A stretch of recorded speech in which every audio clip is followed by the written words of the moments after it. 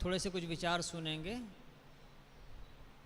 साथी श्री निर्मल साहब जी से।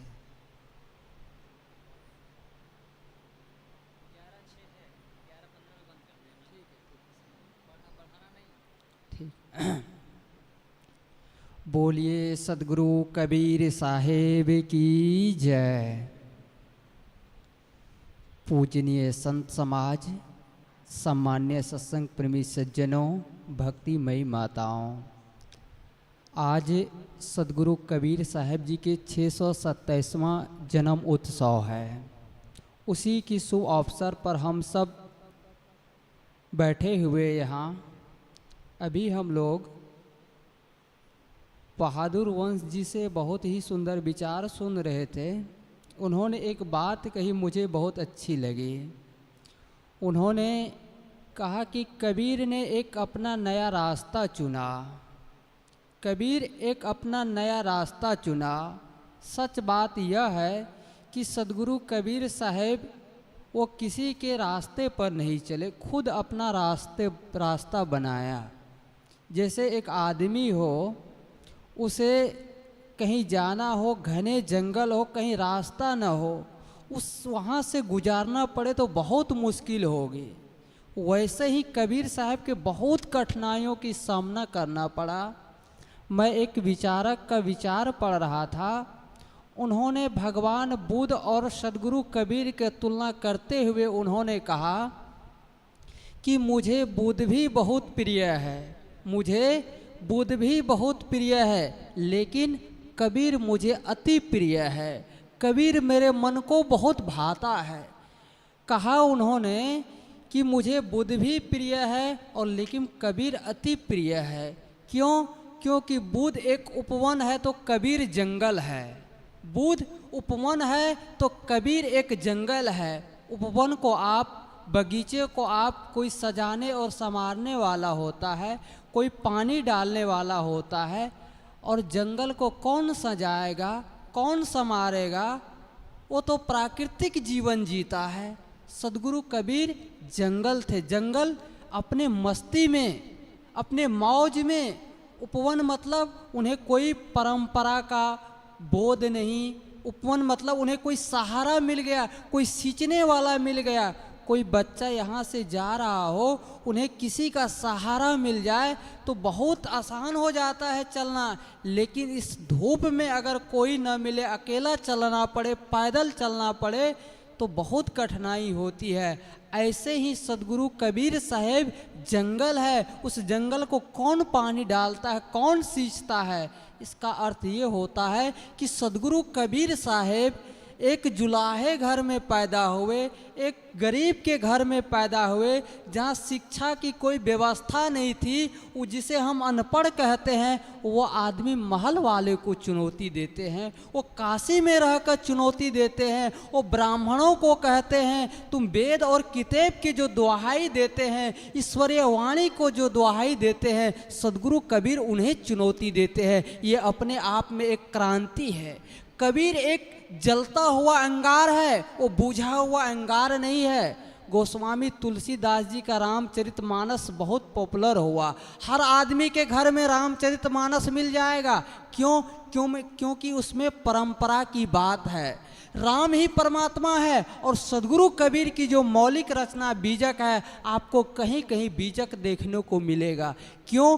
क्योंकि कबीर जो आत्मवादी है, कबीर ईश्वरवादी नहीं है, परमात्मावादी नहीं है, वो कर्मवादी है, वो ईश्वरवादी नहीं है। किसी भगवान पर, किसी खुदा पर वो विश्वास नहीं करते, वो अपने आप पर विश्वास करते हैं। मैंने कहा कबीर एक जलता हुआ अंगार है और गोस्वामी तुलसीदास एक बूझा हुआ राख है, आप कह सकते हैं। तो एक जुलाहे, एक अनपढ़ आदमी, वो महल वाले की चुनौती देते हैं। जो महल में पल रहे हैं वो उन्हें अपनी बात कहते हैं। तो ये तो अपने आप में एक क्रांति ही है। कहावत है ना कि अमीर के कौवा भी मोर लगता है और गरीब का बच्चा भी चोर लगता है, इंसान का बच्चा भी चोर लगता है।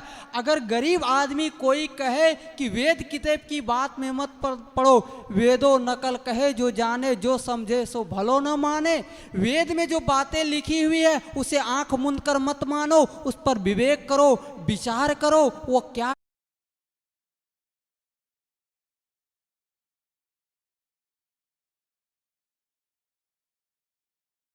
है।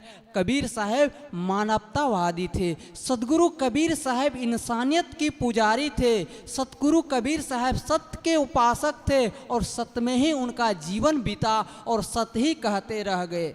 आपका प्रश्न हो सकता है, जब सतगुरु कबीर मानवतावादी थे, इंसानियत की पुजारी थे, प्रेम का पुजारी थे, सत्य के पुजारी थे, तो कबीर के मानने वाले या कबीर की जनसंख्या क्यों है? लोग कबीर की बातों को क्यों नहीं स्वीकार कर पाते हैं? आपका प्रश्न ये भी खड़ा हो सकता है। सतगुरु कबीर की एक साखी है, हीरो की ओवरी नहीं मल्लागिरी नहीं पात, सिंहों का लेहड़ा नहीं साधु न चले जमात।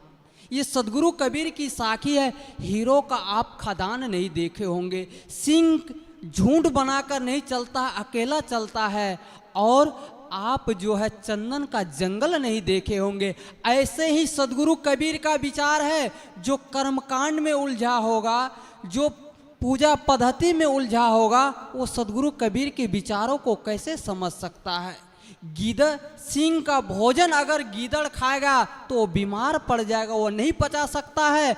ऐसे ही सतगुरु कबीर के विचार है, जो अंधविश्वास में, जो जाति में, परंपरा में, रूढ़वादियों में जो उलझा होगा, वो सतगुरु कबीर को नहीं समझ सकता है। सतगुरु कबीर को समझने के लिए कबीर जैसे आंखें चाहिए। वो कबीर की कौन सी आंखें? सत्य की आंखें थी, विवेक की आंखें थी, मानवता और इंसानियत की आंखें थी। एक विद्वान ने लिखा, कबीर को सिर से पैर तक आंखें थी जो कभी झपकती नहीं थी। वो कौन आंख थी? विवेक की आंख थी, सत्य की आंख थी। सतगुरु कबीर क्या कहते हैं?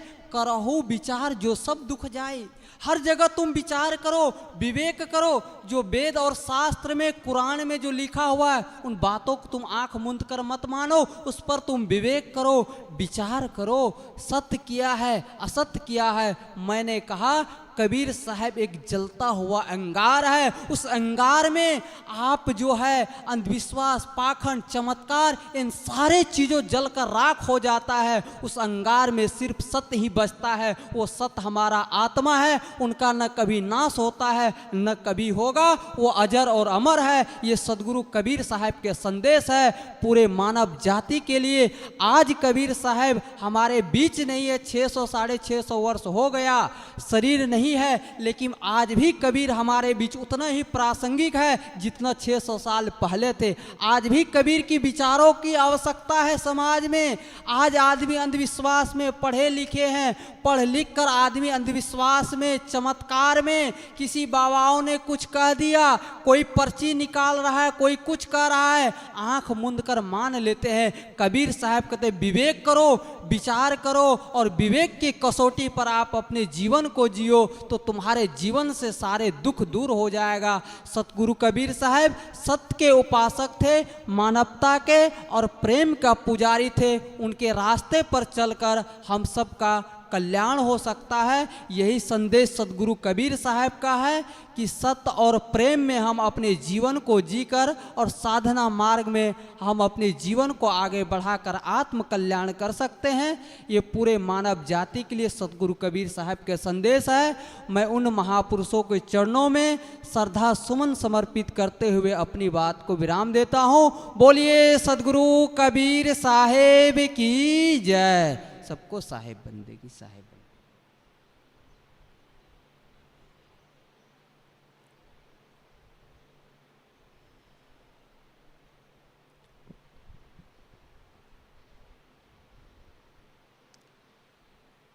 दो रास्ते हैं, एक है शास्त्रों का रास्ता और दूसरा है